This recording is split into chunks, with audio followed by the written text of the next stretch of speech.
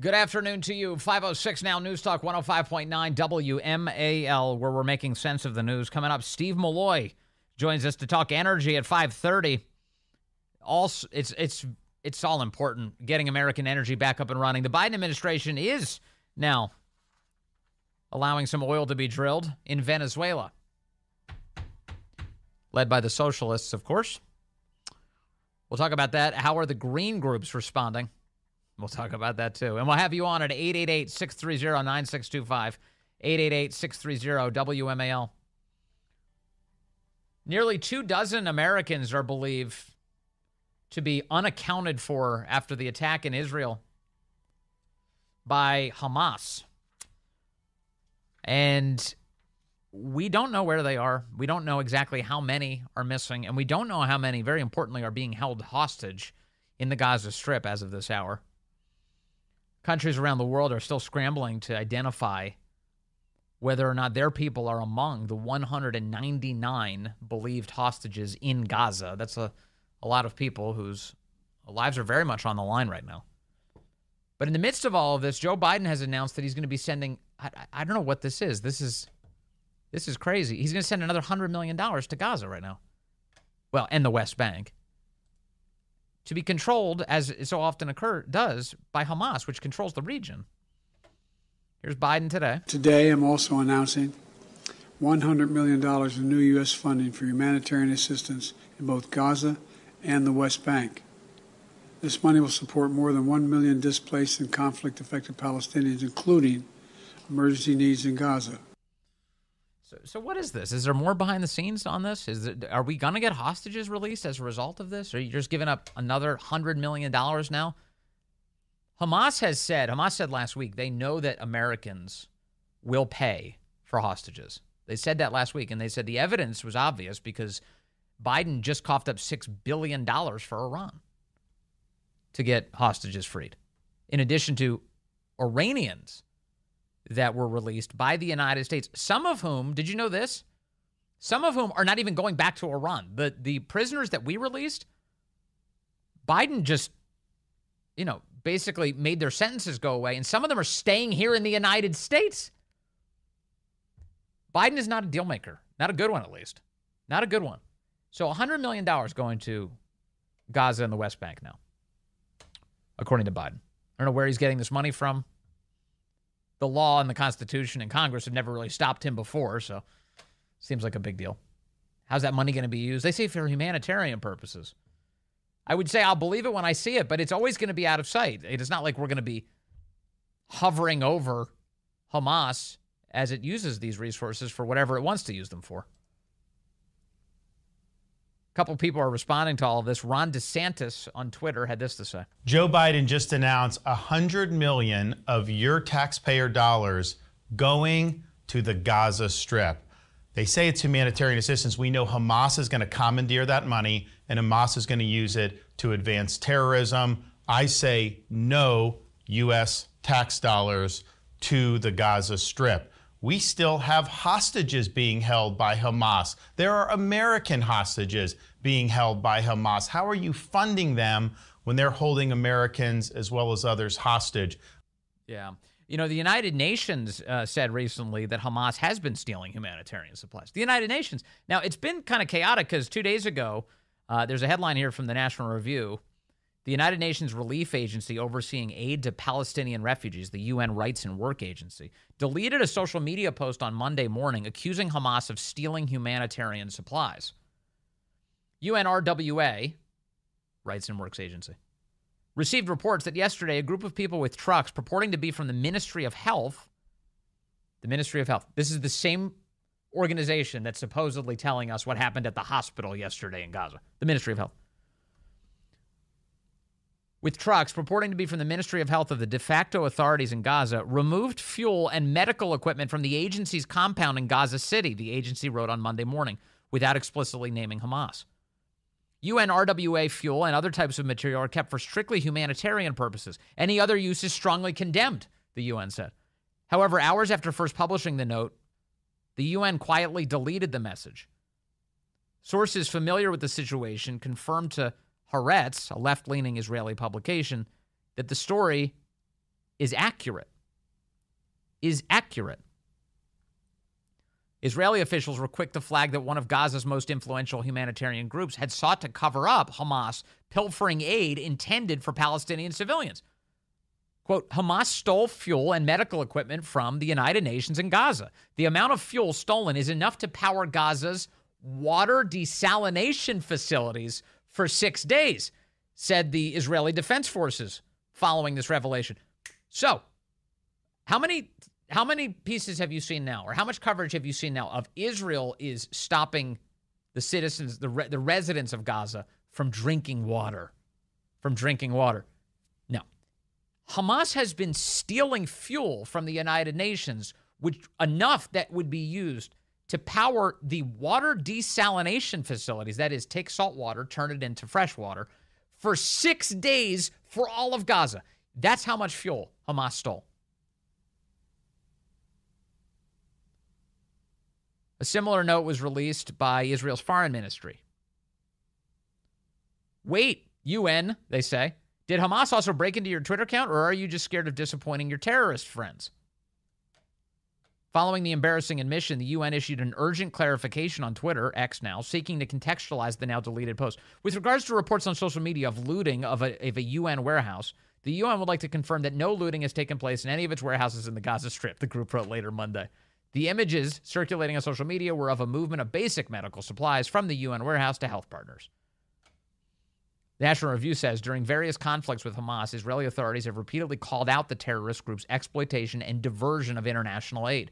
In 2016, an Israeli investigation into humanitarian resources sent to the Gaza Strip accused the terrorist outfit of stealing 95% of cement, originally aimed at, you guessed it, rebuilding civilian infrastructure. Hamas, no friend to Israel, certainly. No, they're enemies, mortal enemies. But no friend to the people of Gaza either. They keep stealing all their stuff. They steal their cement for infrastructure. They steal their fuel, which would be used for desalination to get water into the thirsty mouths of the civilians of the area. Stolen. So now Biden's announcing another $100 million in humanitarian aid, only for it to be, you guessed it, stolen by Hamas. Donald Trump reacting to this. Biden is sending $100 million to the Palestinians? Yes, Mr. President. Nobody was asking that question. What? Go ahead. Well, what do you think about that monetary fund? I think right now it's totally inappropriate. It's so inappropriate to be doing that right now. He's over in Israel, and he's giving money to the Palestinians. I think it's very inappropriate. I think it's very inappropriate, he says, which that may be, for the first time, an understatement from Donald Trump. It's very inappropriate, he says. He's totally right about that.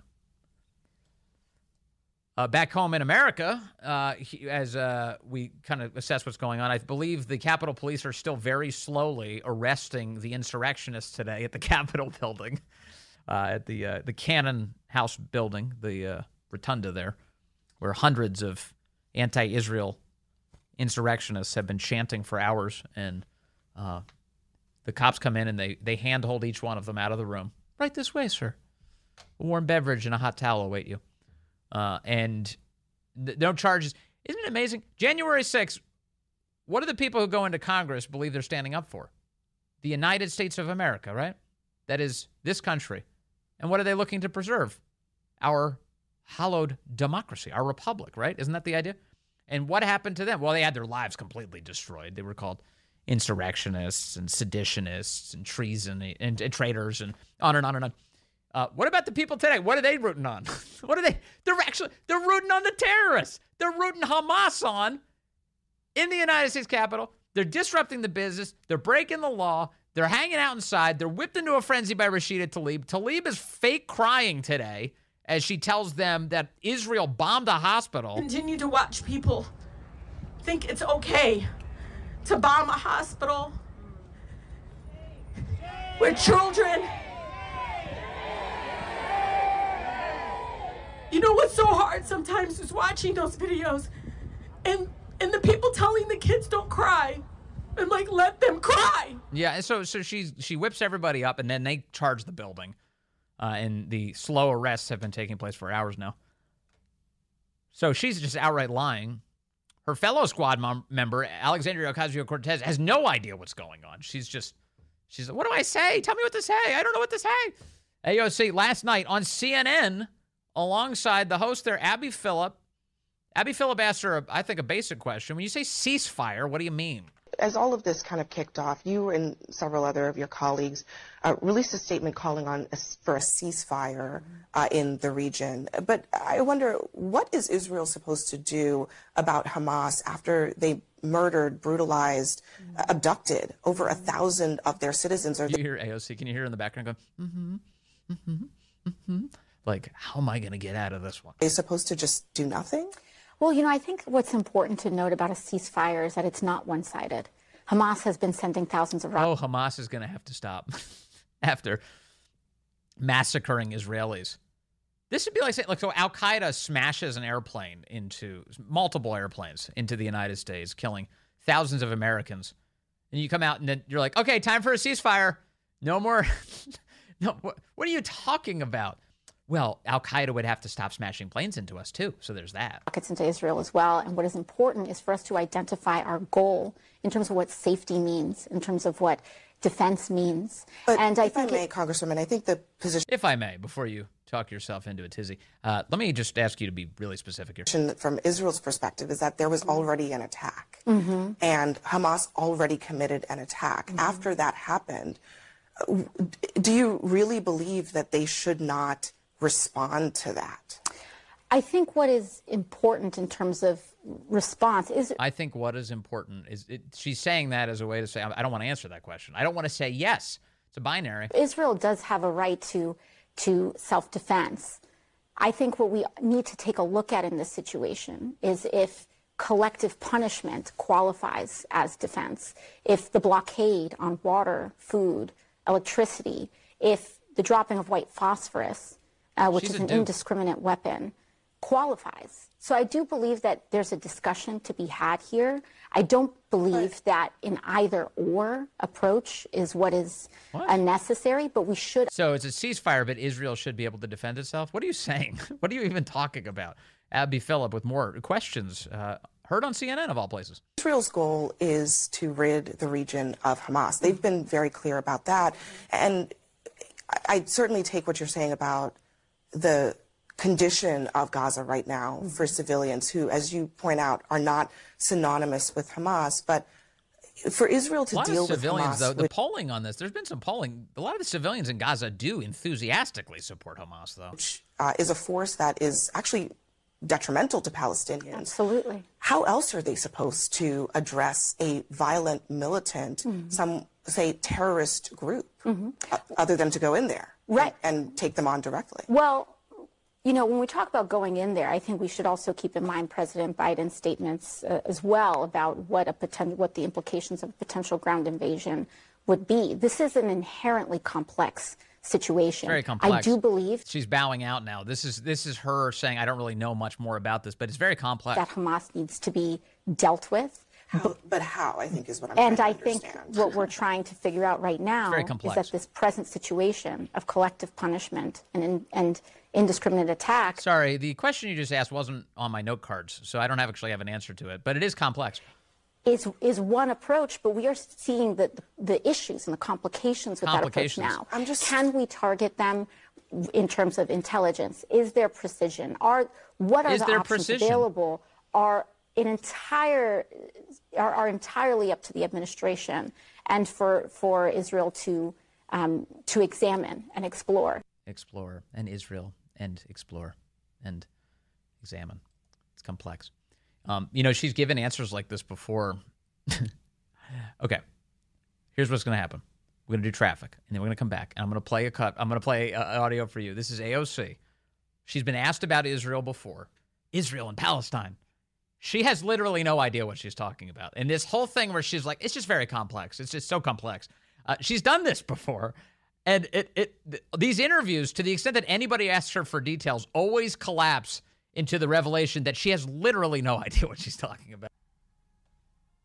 All right, AOC was on CNN yesterday, was asked some basic questions about what she actually means when it comes to her solution to the war between Israel and Hamas. She has no idea what she's talking about. Remember, when she first became a member of Congress, she was on a show with Margaret Hoover, who asked her to describe her views on the Middle East a little bit more clearly. Of course, the dynamic there in terms of geopolitics and the war in the Middle East is very different than people expressing their First Amendment right to protest. Well, yes, but I also think that what people are starting to see, at least in the occupation of Palestine, is just an increasing crisis of humanitarian condition.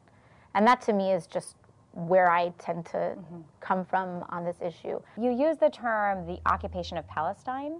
What did you mean by that? I think what I meant is like the settlements that are increasing in some of these areas and places where Palestinians are experiencing difficulty in access to their housing and homes.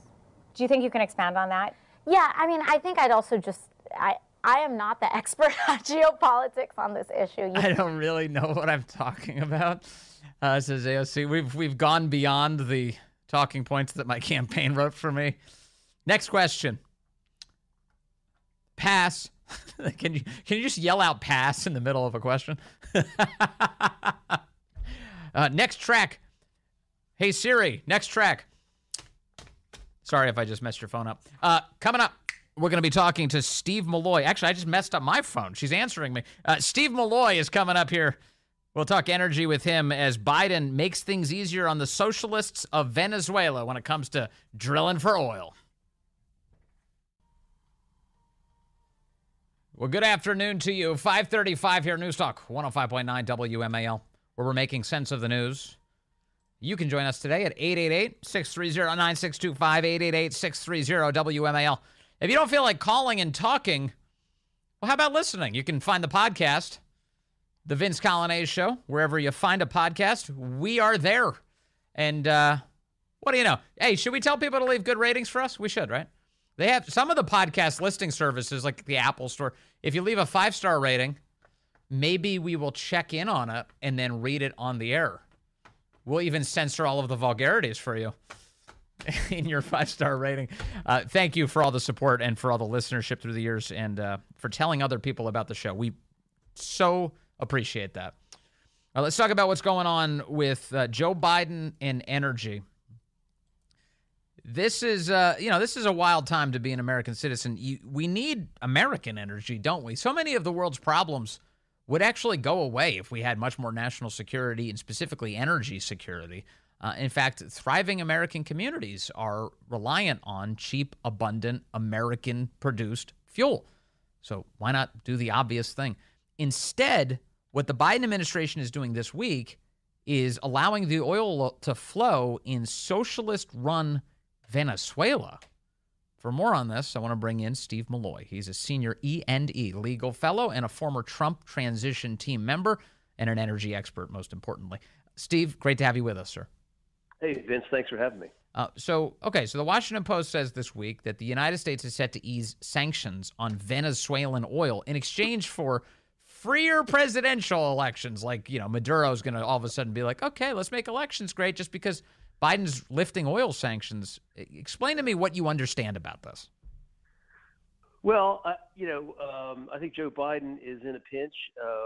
Oil prices are going up. He's got to get some more oil. So he's happy to get it from Venezuela because not only will it help Maduro, but it'll also help Joe Biden get through the election next year, maybe. He doesn't want to unleash the U.S. oil industry because, of course, that will lead to ongoing production. He can shut off Venezuela anytime he wants. Now, the green groups are not unhappy with this because they know that we can just shut off Venezuela anytime we want. What they don't want is to get the U.S. oil industry really going, which is what we really need. We are producing a record amount of oil right now, sort of reluctantly, under Biden. I mean, he has not intended for this to happen, but the oil industry has responded. But the problem is that we're not in charge of the oil market anymore. When President Trump left office, we were energy dominant, meaning that we controlled the global price of oil because we were the ones at the margin that could produce more oil to crush the price. But Joe Biden killed that.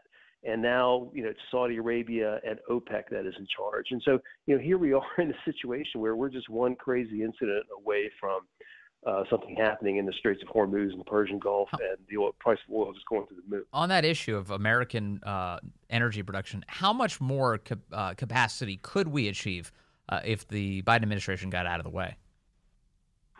Well, it's not so much that. Well, the sky is the limit, really. Right now, we're producing about 13 million barrels a day. We need a lot more than that. But the reason we're not in charge of the market anymore is because OPEC knows that we're not serious about producing oil. OPEC knows that Joe Biden's got this war on fossil fuels.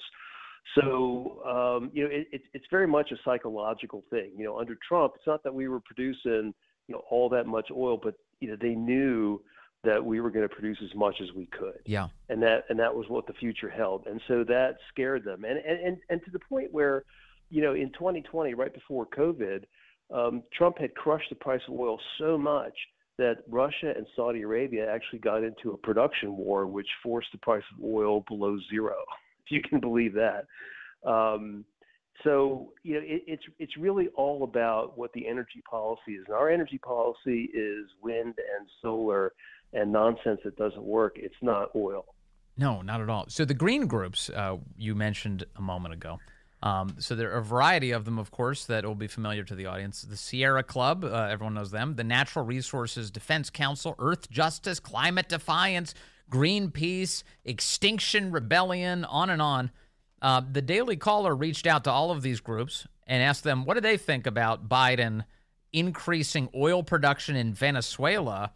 And wouldn't you know, none of them had a response. All of these green groups that love to hector the United States anytime we are able to take advantage of our energy here have nothing to say, literally nothing to say about Biden opening up the spigots in Venezuela. It doesn't. To me, Steve, this just says, okay, this is a scam. It's like entirely designed to hurt us, not to save anything. Yeah. Well, so this is a twofer for the leftist environmental groups, right? I mean, the communist regime in Venezuela gets to make money, which, possibly gets kicked back to U.S. green groups that are foreign funded. And also they get to reelect Joe Biden, who's been absolutely fantastic for their agenda. Not so much that he's regulated us, but Joe Biden opened up the financial spigots. I mean, there's $369 billion going into the green industry, which, they participate in. So they've got to get him reelected. They like Maduro.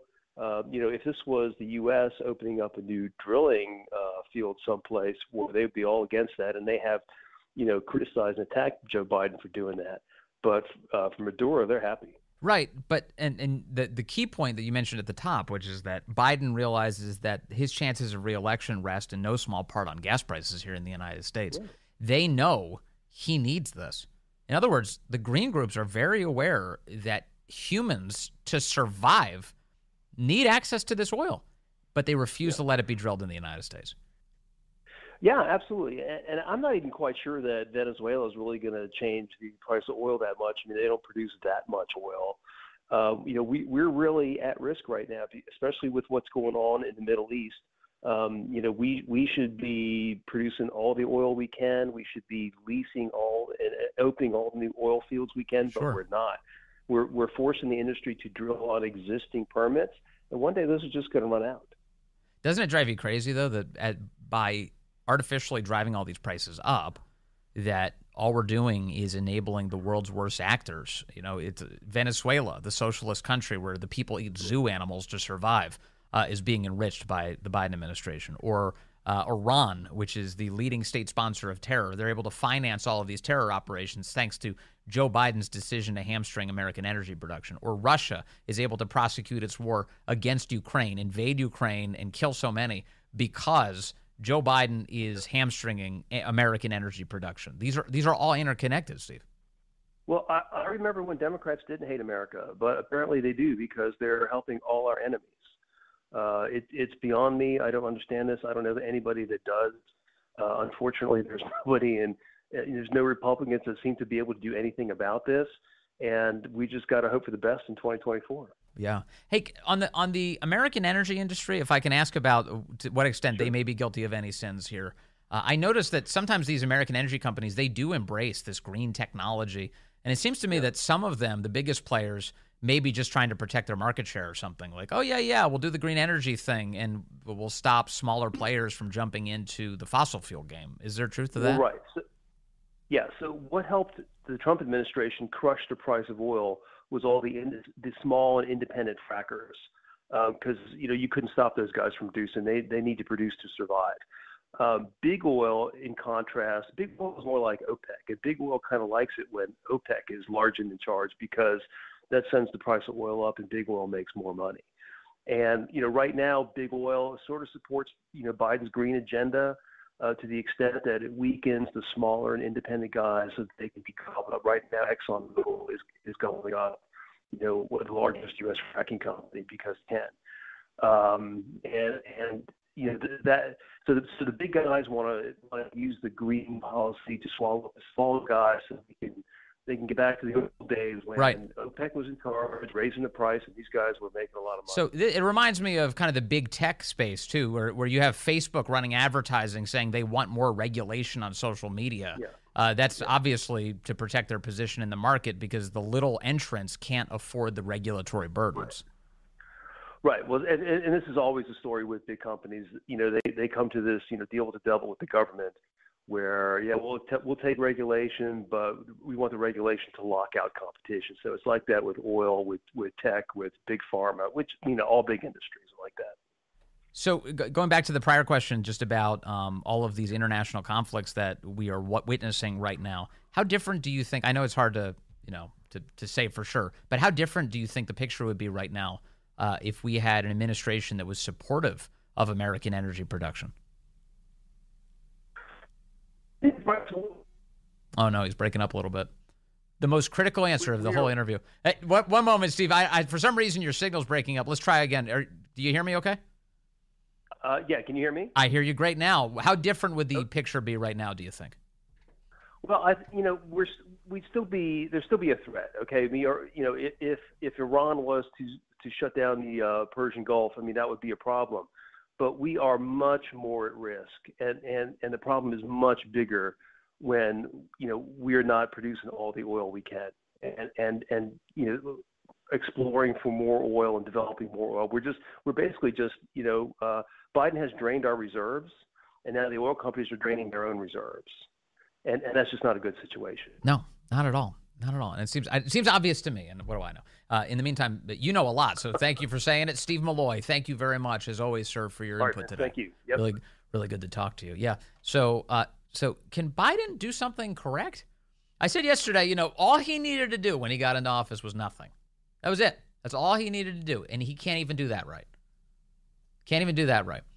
Now, a couple of news updates for you, and Corey and Gannon, our producer, has been updating me on some of the things that seem to be happening right now in the background. One of them is that the next speaker vote is reportedly going to take place tomorrow. Fox News is saying that they're pausing everything again, so we're doing one vote a day. That's it right now. Another speaker vote tomorrow. Jim Jordan's still in the fight. A bunch of news outlets are reporting that it'll be around noon tomorrow. I don't know where they come up with these arbitrary numbers, like what specific time of day, but yesterday they were like tomorrow at 11, and today they're saying tomorrow at noon. So I guess tomorrow at noon, one would assume that the following day it'll be at 1. I have no idea, but at least for now, the third vote set to take place tomorrow. Some reports say at noon tomorrow. Additionally, do I understand this correctly, that Biden is going to be doing an Oval Office address this week? Tomorrow in the evening? 8 o'clock? 8 o'clock. All right, I've confirmed it. So now we've got an Oval Office address from Biden coming tomorrow at 8 p.m. Does this bring you confidence or nervousness? Like, oh, no. And the reality here is that he's coming back from Israel. He's going to be jet-lagged as anything. They're going to have to pump him full of whatever. They pump him full of whatever. You know what I mean? Like, sometimes he shows up and he's the Energizer Bunny. It's like, where did that guy come from? That's when people start thinking, okay, he does have a body double. That's not the same person. He's very sleepy in Israel today. Very sleepy. Reading off of these note cards. He could barely read them. Stooped over. But Oval Office address tomorrow, 8 p.m. Of course, you can stay with WMAL. We'll be covering every last detail during a perilous moment in our country's history. There's no question about that. And Biden fresh back from Israel. He didn't get to meet with any of the Arab leaders because the international media, to include our own media, screwed all that up by blaming Israel for attacking a hospital in Gaza, which never actually happened. So a lot of fake news adding to the problems that we're all facing internationally right now. The Epic Times has an update for us today on a man called Douglas Mackey. Remember the saga of Douglas Mackey? This is a guy who made internet memes making fun of Democrats. And for that, he is now going to be doing 7 months in prison. Headline, man who posted Hillary Clinton meme sentenced to jail time. This is so third world. A man convicted of interfering in the 2016 presidential election for posting a meme was sentenced on October 18th, that's today, to 7 months in jail. U.S. District Judge Ann Donnelly also sentenced Douglas Mackey, known as Ricky Vaughn, to 2 years of supervised release after his jail sentence, as well as an additional $15,000 fine. Judge Donnelly, appointed under, you guessed it, President Barack Obama, declined Mr. Mackey's request to stay sentencing pending appeal. Quote, we are very much looking forward to and optimistic about his appeal, said the attorney for Mr. Mackey.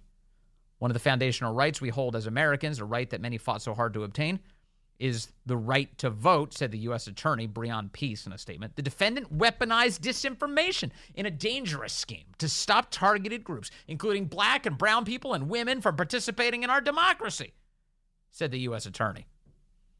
So what did he do? He posted, we've talked about this story a bunch.